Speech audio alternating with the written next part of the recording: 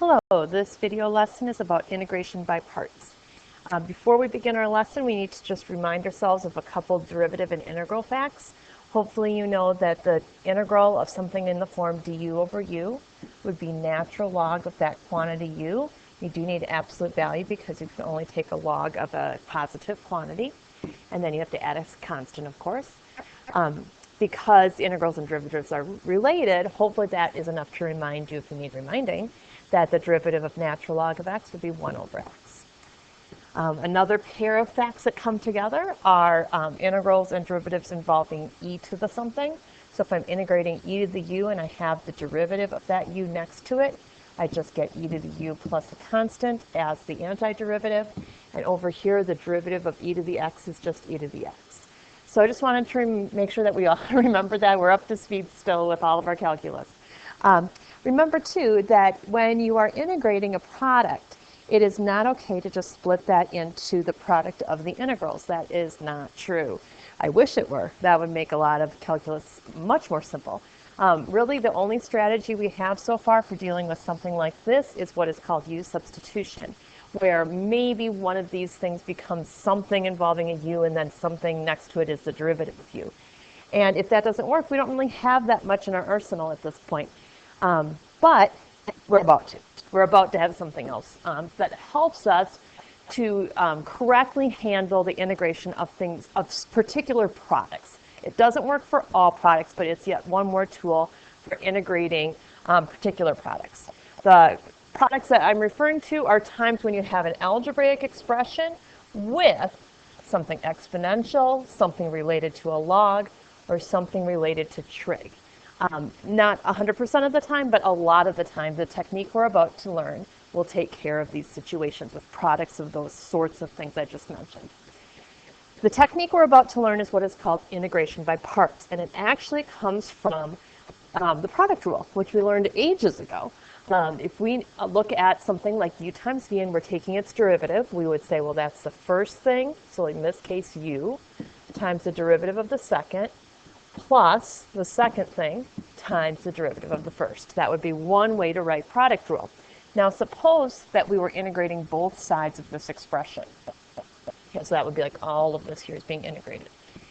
Well, from fundamental theorem of calculus, we have the idea that the integral and the derivative are going to undo each other. So we basically just have u times v on the left side of the equation. And we do know that even though we can't split up a product that is being integrated, we can split up a sum. So we could write the other side as the integral of u times v prime plus the integral of v times u prime. And what I'd like to do next is just to solve for one of these terms. I'm going to isolate this term. So the integral of u times v prime is, now imagine moving this to the other side, u times v minus the integral of v times u prime. Now, that is a fine way to state the rule for integration by parts. That's actually it. But usually we rewrite this in slightly different notation. So usually you'll see integration by parts written as the integral of u times the derivative of v equals u times v minus the integral of v times the derivative of u. Okay, so it looks a little bit like u substitution, say here. It's not u du, and it looks a little bit like u substitution here, but it's u dv instead of u du. So it's just a bit of a twist, and it really comes from, as I mentioned, product rule. So the key is going to be to rewrite something that we have, like an integral problem that we have, and identify two little bits in it that are being multiplied together, and identify those two bits as u and dv. And if we've identified those two parts, then we can just use the rest of this like a formula, okay, and plug in the parts that we have, integration by parts, okay? So here's our first example. I have written at the top of this example the integration by parts rule. You will say that rule to yourself as you do these problems, so it will just become something that's in your head. You also did just see how we derived it, so you could do that as well, okay? Now, I would recommend that you write this little box that I have, something like it, off to the side of your work all the time because it just helps you to keep things straight. We are going to identify a u and a dv inside of our given problem. So I'm going to choose for this part to be the u, and I'm going to choose for the rest of it to be dv. Now, similar to when we did u substitution for integration, it is a little bit tricky to figure out what you want to have as each of the parts. Generally speaking, you want something for the u that when you take its derivative, because that's what's going to happen here, to get from u to du means to take a derivative. What you want to pick for u is the thing that's going to get nicer if you take its derivative. So if you think about having this other part, the e to the 2x, be your potential u, that's not going to get better taking the derivative. It's going to be e to the 2x times 2, just as yucky looking as when you started. Whereas here, if I take the derivative of x, I'm just going to say, well, that's 1 dx, okay? Or if you're confused by that, remember that really here what we're doing is du dx equals 1. So du is 1 dx, okay, in case that mixes you up. But the point is, that got better. That got less complicated, more simple. So that is the right choice for you in this case. dv is the rest of the integrand. And now going this way, I am integrating. Okay, over here I picked u and I took a derivative. Over on this other part, I picked dv, and going this way, I am integrating. So pay attention to that. All right, if I'm integrating e to the 2x, this is a good review. I need a 2 here, I need a 1/2 here, right? So my dv is going to be 1/2 e to the 2x. And normally we would write plus c, but in this box we don't need to bother with the plus c. In the problem itself, at the point where we integrate, you'll put in a c, okay? So it just actually complicates things a little bit in our work to worry about the c right at that juncture, okay? So just remember that you need to do it in the problem itself. That's just kind of a little recipe box off to the side to help us through it, okay? So now that we have taken everything in our integrand here, now that we've taken everything in our integrand and accounted for it as either u or dv, now I'm going to utilize this rule that we have up here, okay? The other half of the integration by parts rule, which says that integral is equal to u times v. So u is x, v is, look up in my box, 1/2 e to the 2x minus the integral of v, 1/2 e to the 2x du, which is dx. Now, hopefully you can see how this is so much better. Oh my goodness, it's so much better. The first term isn't even an integral, so we're just going to make that look a little more tidy. And then over here, what we have is something we completely can integrate. I'm going to put that constant out here, that multiplier. I know that I would need to insert a 2 here, and so I would insert yet another 1/2 out there. So in my next line of work, I would have minus a 4th e to the 2x, and I would have that constant. See, here's where I'm going to worry about remembering the constant, because I actually did integrate in my main work, okay? And that's all it is. That's just a way to find that integral, that antiderivative. Let's try a bunch more. This is the way you get good, is just to practice several problems. Okay? The second example, you want to think about what is going to get better if I integrate versus what is going to get better if I take its derivative. And in this case, we actually don't have a huge choice because I know how to take a derivative of this, but I don't know how to integrate it. So it's pretty clear to me that that ln of x has to be our u. And the derivative of that is 1 over x dx. Okay? And this means that the rest of what we have here, the x and the dx, gosh, that must be our dv. Okay? And then if I integrate that, I'm going to get 1/2 x squared plus a constant technically, but we don't have to worry about it until we're doing our actual problem, which we will now do. So we have a u here, we have dv for the rest of that, everything's accounted for. We can follow our formula, which says u times v, so here's u, here's v, minus the integral, and then whatever you said right here is going to be said again, because it's v again, v, and then du. All right. this should work out pretty great, I think. Clean up a little bit on the first term, and I won't need parentheses if I put it in that order. And then here I'm going to pull that 1/2 through the integration sign. This part in here, I'm just going to do a little smidge of algebra and say that's x dx. And so my antiderivative is going to be just an algebraic one.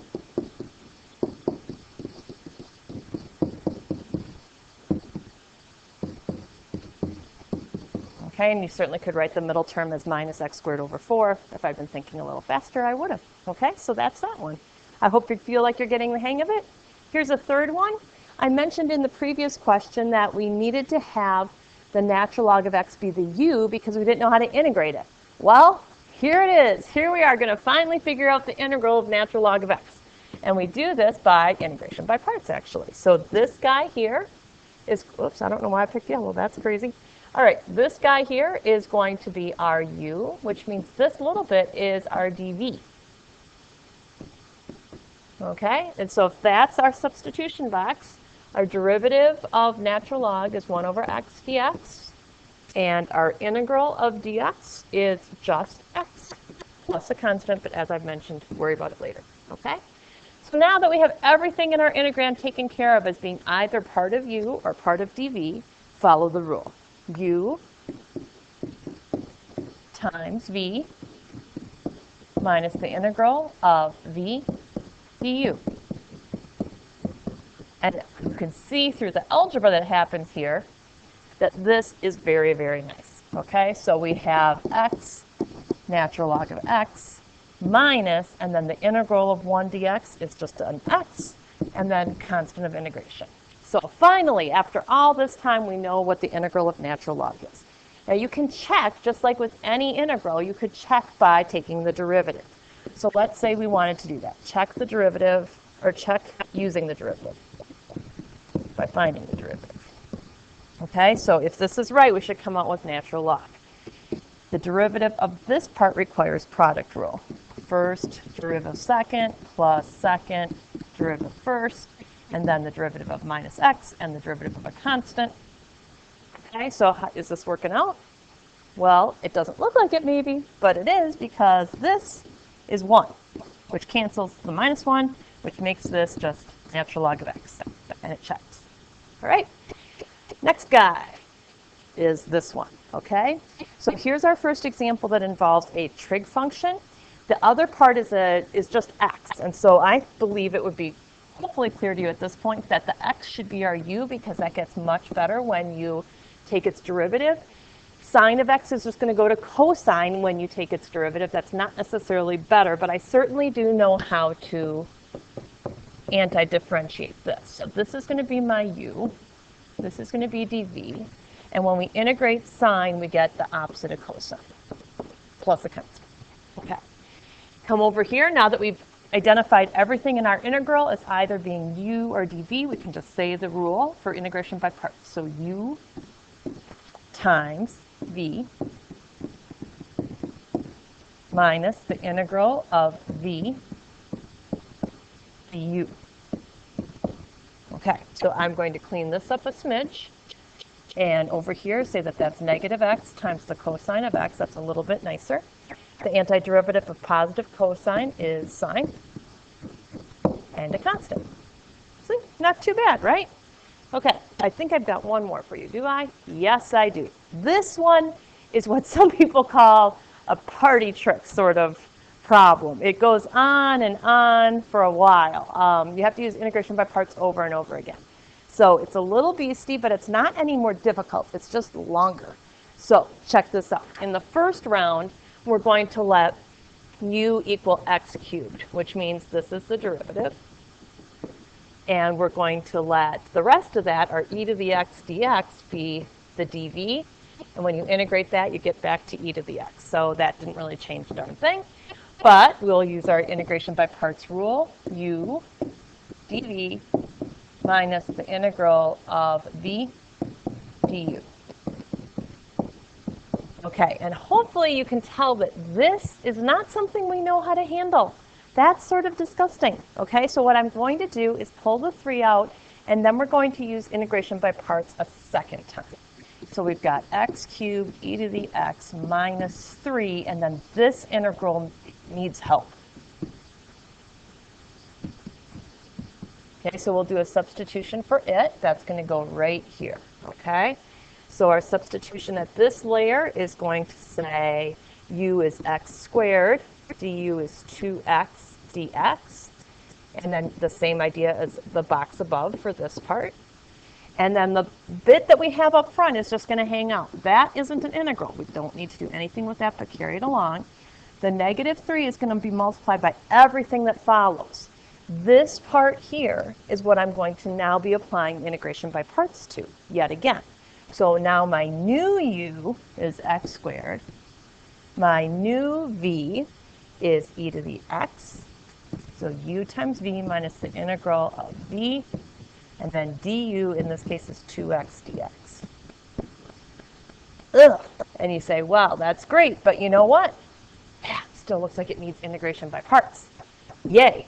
So we take and just clean up a little bit, make sure we don't lose track of any constants or anything. This negative 3 goes with the next term, as well as with the term that follows, and I have this 2 that I'm going to pull out. So if I have a negative 3 and a negative 2, that's actually adding 6. Okay, and then here I have x e to the x, which we actually, I think, did in an earlier example. All right, so now, third round of integration by parts.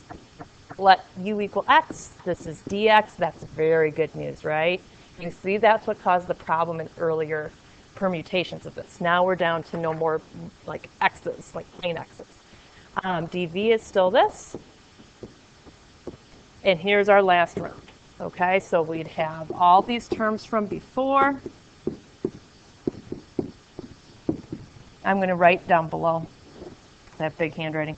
6, and then this part right here is what I'm looking at. Okay, so 6 times u times v, so u times v minus the integral of v du. Oh, good, because now, finally, the integral we get is something we know how to do from back when, not just from today. Copy all these terms, and then the 6 here, I should have a plus there.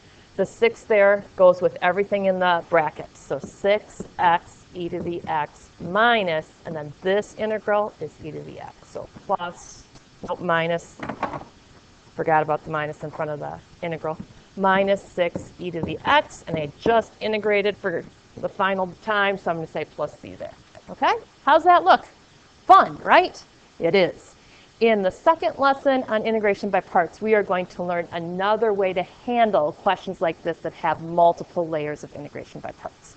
Thank you so much for watching the lesson. See you in class.